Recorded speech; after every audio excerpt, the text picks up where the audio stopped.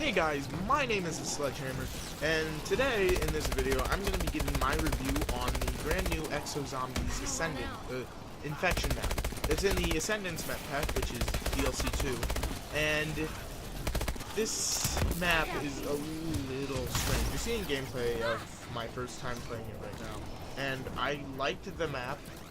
I thought it was a good map, but it's not like the best map. I actually prefer Outbreak more than Infection.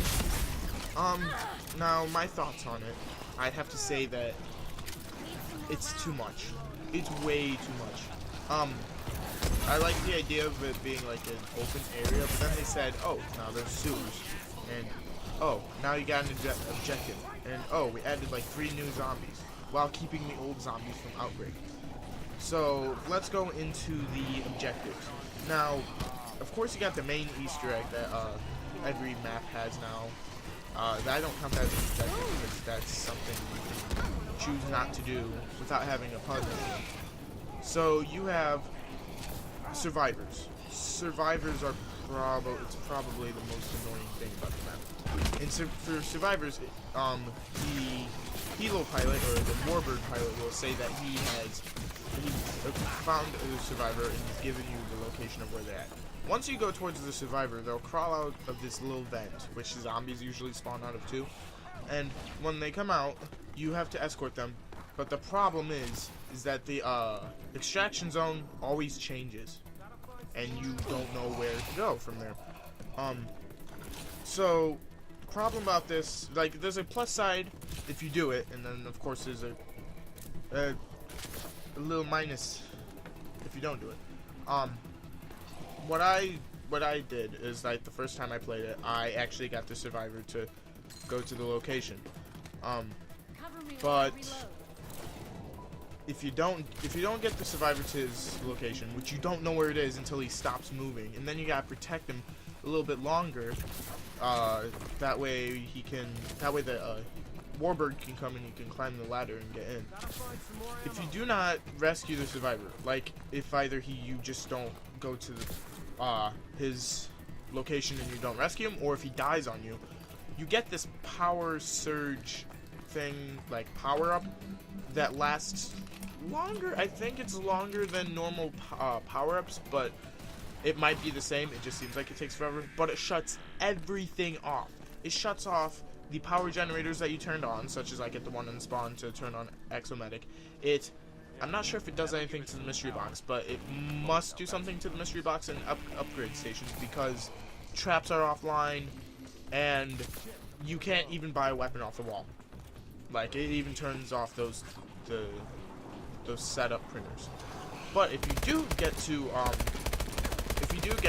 rescue the survivor, the good thing about this is that you just have to rescue him, take him to the waypoint, and once you rescue him, you just got finished the round. And once the round is over, it'll give you a timer, like a 5-second countdown, saying weapon upgrade coming in 5, 4, 3, 2, 1.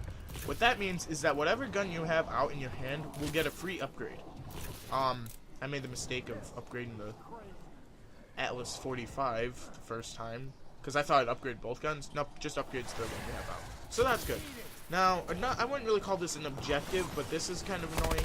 There are toxic zones. Now, what that means is that once you enter, well, not enter the map, but a certain round, a toxic zone will appear. And there's like 5 different locations you can be in, and only, I think it's 2 of them that can't be affected. Or maybe it's, I know the sewers can't be affected by this toxic zone, but basically the toxic zone, it'll say like Burger Town toxic zone activated, which means if you're in the Burger Town area, you're gonna start getting infected. And like it's infected, like the infected zombies from Outbreak when you hit like around 8 or 9. It basically does that. Once you're in the gas too long, you're gonna have to go disinfect yourself and everything. That's annoying. That part is annoying. It's not hard, but there was a part where there's these 2 locations. There's the Atlas supply area and then the gas station area. It actually activated both of those, and all of the players were in the spawn location, because the spawn location's in between those 2 parts and you can't go anywhere else.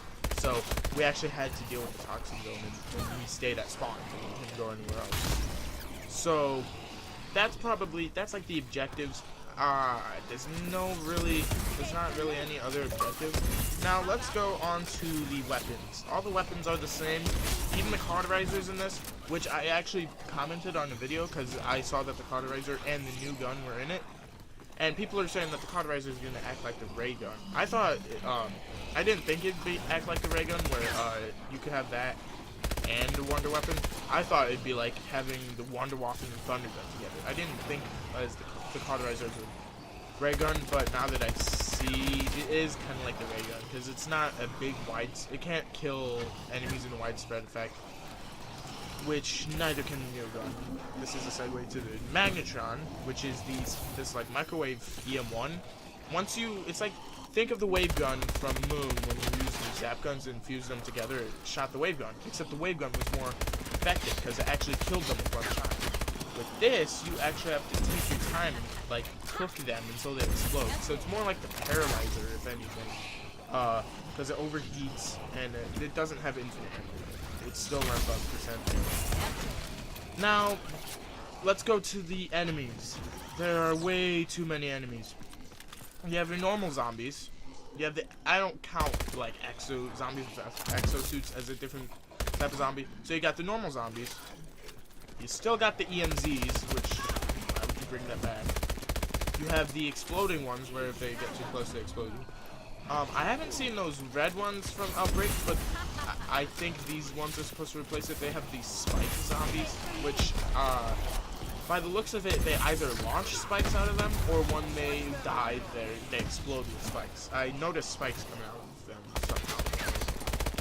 And then you have, armored zombies, which they have pure white eyes. I thought that was something else to them, but they're just like in heavy armor and stuff. And then you have acid zombies, which they're not bad. It's just that they wherever they go, they have like acid footprints, and it just leaves a bunch of acid puddles. And of course, if you step in it, you're gonna get hurt. Then there's Then you got the dogs are back, but they took a lesson from Durice and decided to add dogs and zombies in a round together. So that's kind of new.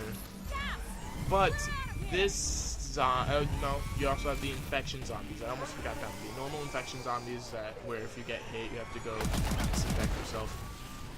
But what's even more annoying is well, he's not annoying. It's actually, I'm kind of like losing track. I'm not losing track, it's just I don't know what to really say about this guy.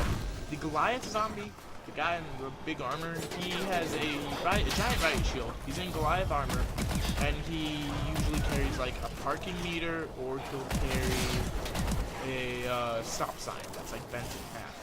And he's not, after capitulating him to the Panzer Soldat, I actually think the Panzer Soldat was easier than him. I mean, yeah, you still have, it's not like, yeah, Panzer Soldat, like, you could take care of the Panzer Soldat just by, like, headshots a lot. You might want to do the same with the Goliath Zombie. But the Goliath Zombie has way too much on him, because he shoots out rockets, but they're EMP rockets, so if you get hit by them, you get EMP. He has an EMP pulse, so if you get too close, he'll activate it, and of course he'll hit you with the, stop sign thing. Now, aside from that, I'm going to talk about more of the map layout, which it's not really a layout. It's actually the way that what I think of the map. It seems to me that when I played it, it felt like a custom zombies map from World at War on PC. And what I mean by that is when you go to the Atlas supply area, it seems like it's kind of like randomed out. I don't know what they were supposed to be, like maybe mobile bases or something. But that kind of reminded me of a custom zombies map. The spawn area did not. Spawn area was normal looking. Burger Town was normal, and the gas station was normal. But when you went underground, that seemed a little too custom zombies like to me.